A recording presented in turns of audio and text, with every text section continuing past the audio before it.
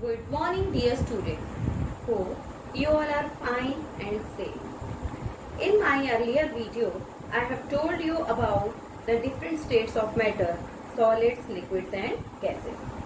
Today, I will tell you how these states of matter are interchangeable.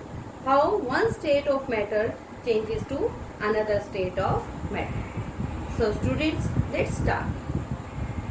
Students, do you know we have three states of matter, solids, liquids and gases. And I want to say that all of these are interchangeable to each other. How? First of all, I will tell you the melting process. How we can do this? You can do this activity at your home. Take some ice cubes and keep them in a beaker for some time, and after some time what you will see, the ice will melt and it will change into water, the liquid form. So this process is called melting process, in which the solid changes to the liquid state. On heating, that process is melting. Student, you will say, ma'am, we have not heat that. So why you are using word heating? On heating, solid changes to liquid. Because when we keep ice at room temperature, due to the heat is present in the atmosphere, and due to that heat, ice melts and it changes to water. And when we heat ice, then due to heat, it changes into liquid more early as compared to keeping at room temperature. And now second one activity is that evaporation. Second, you can say process. Second process of different states of matter, that is evaporation. When water is melted on keeping the ice at room temperature, what we can do, you can heat that water. You boil the water. Ultimately, you will see the water vapors you will see above the vessel, above the beaker. So what are these water vapors? It means the water changes into gaseous form, and this process is called evaporation. The change of liquid into vapor on heating is called evaporation. It means when we keep ice at room temperature, it changes to liquid, and when we heat it, this liquid changes to water vapor. So this process is evaporation. Third process is condensation. Student, when these water vapors are cooled, then they changes into water, liquid water again, and we get the water again. And this change of water vapor into liquid, this process is called condensation. Okay, you can observe this condensation process at your home several times. How? When you put freeze water or icy water, cold water in a glass, then after some time you see the drops, liquid drops, the water drops on the outer surface of the glass. So how they come? Students, they come on the glass surface due to the warm moist air. When the warm air that is present in the atmosphere, it comes in contact with the glass, it strikes to the glass, the water vapor present in the air, they get cooled down, they get condensed, and they changes into liquid water droplets. So we see water droplets on the outer surface of the glass due to condensation of warm air vapor present in the air. So this process is condensation. So students, I have told you, when solid changes to liquid, this process is called melting, and when liquid changes to gas, that process is called evaporation, and when gas changes to liquid, that process is called condensation. So these are the three processes. Now next process is freezing process. Freezing process. What is this freezing process? When we keep water in a freezer, it changes into ice. As you put water in a ice tray, after some time it gets freezes and you can get ice cubes. So it means the change of liquid water, or the change of liquid into solid on cooling is called freezing. Here I want to tell you, on cooling we get liquid to solid. Without cooling we cannot get liquid into solid. Also you can see this phenomena in nature also, this freezing phenomena. In very cold areas or hilly areas, Arctic regions, you can see ice or snow everywhere. You can see snow even on the trees. In that process, the vapors which are present in the atmosphere, they get freezes and they comes to the surface of the plants, surface of the leaves or roads or everything. Everything is covered by the snow. So this freezing process also occurs in nature. All these melting, evaporation, condensation and freezing, these processes are interchangeable and we can see them in nature also, in our surrounding, in our home, etc.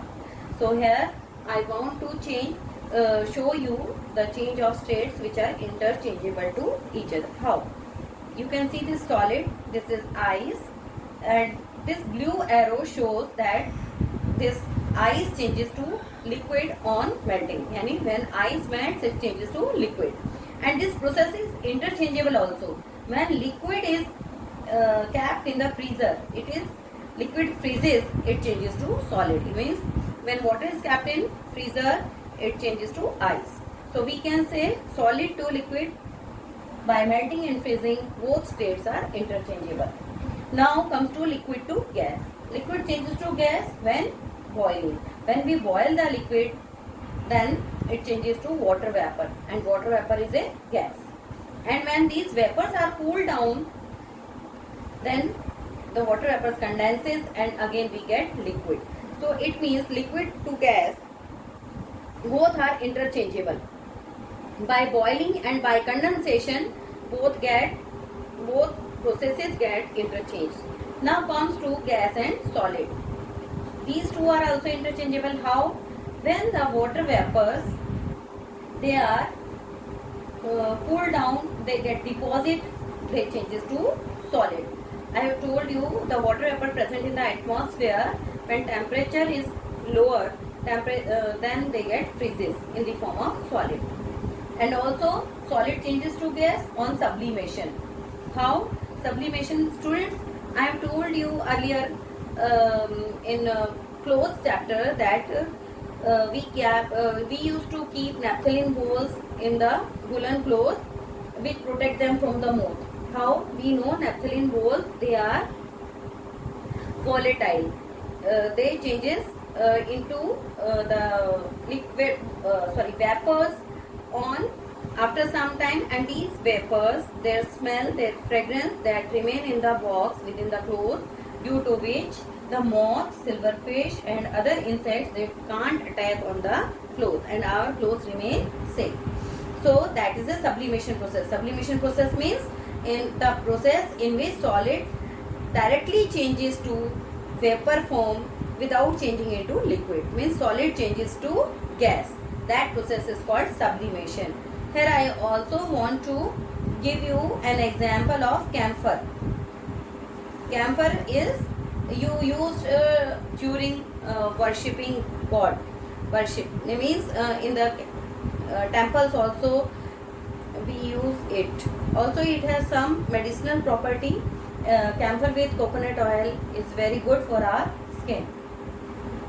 So this camphor and naphthalene both are solid, and after some time when they kept in open, or when after some time they changes into gaseous form, they changes into water vapor without changing into liquid. So this process is called sublimation.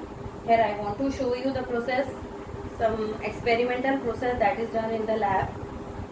Here we have china dish. In the china dish we have kept camphor, and then we kept it over an inverted funnel, and the mouth of inverted funnel, in the mouth of that we insert cotton plug, so that the water vapors that produced during the heating of camphor, they can't escape from the inverted funnel, they remain inside. And you are seeing that with the help of burner we are heating the camphor. Then what happens, on heating the camphor, the solid, which is in solid state, changes into water vapor. You can see on the side of funnel, these water vapors are accumulated, and they cannot get out of the escape out of the funnel, because on the mouth of funnel there is cotton plug. So changing of solid into water vapor. Now comes to an activity, student, melting of butter in sunlight. Student, do you know, if we keep butter in the sunlight during the daytime, what you will observe that the butter that was solid earlier, on keeping in sunlight, it will melt due to heat of the sun, and it will changes into liquid state. Student, can you tell me how this liquid state of butter can be changes into solid form again? How? I will tell you that on keeping that melted butter in freezer, again it will changes to solid form. It means on heating and cooling, we can change the state of butter, solid to liquid, liquid to solid. So this is the effect of heating and cooling. Now comes to solution. Student, do you know what is the solution? How we can form a solution? Student, you can also form a solution at your home. It is a very simple activity that you can do at your home. First of all, you have to take a glass of water, and you have to add 2 tablespoons of sugar in it, and then stir it well.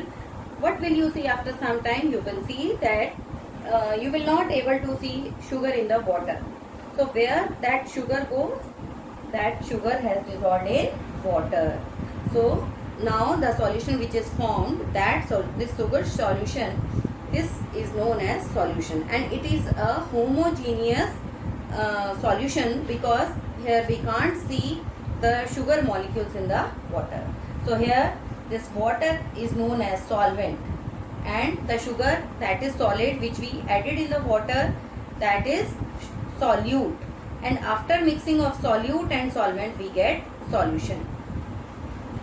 So student, solution is equal to solute plus solvent, means solution is formed by mixing solute in the solvent.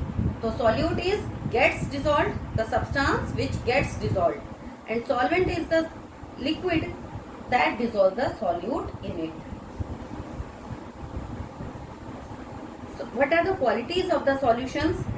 It is formed by dissolving other substance in the solvent, and it is a homogeneous mixture, single phase, and it remains fixed. Particles do not settle down, they completely dissolve in it, and they can't be separated out by filtration.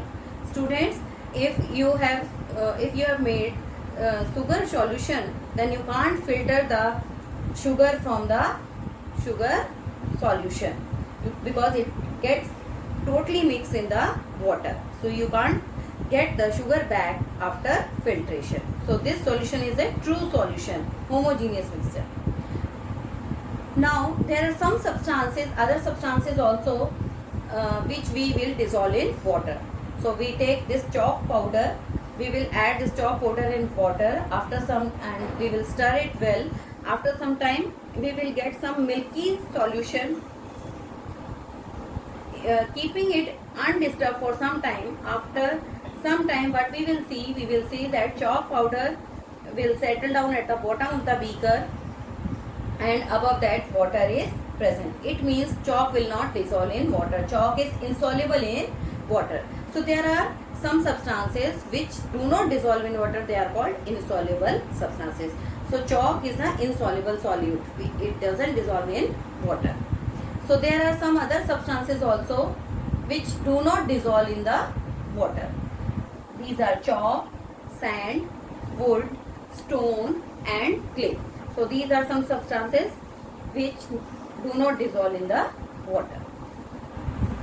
Students, I have told you earlier that when we dissolve the sugar in the water, it gets dissolved completely, and we can't see the sugar molecule in the water. Student, can you tell me, after dissolution of sugar in water, can is the level of water will the level of water raised? क्या level raise हो जाएगा? No, water level will not be raised. Why?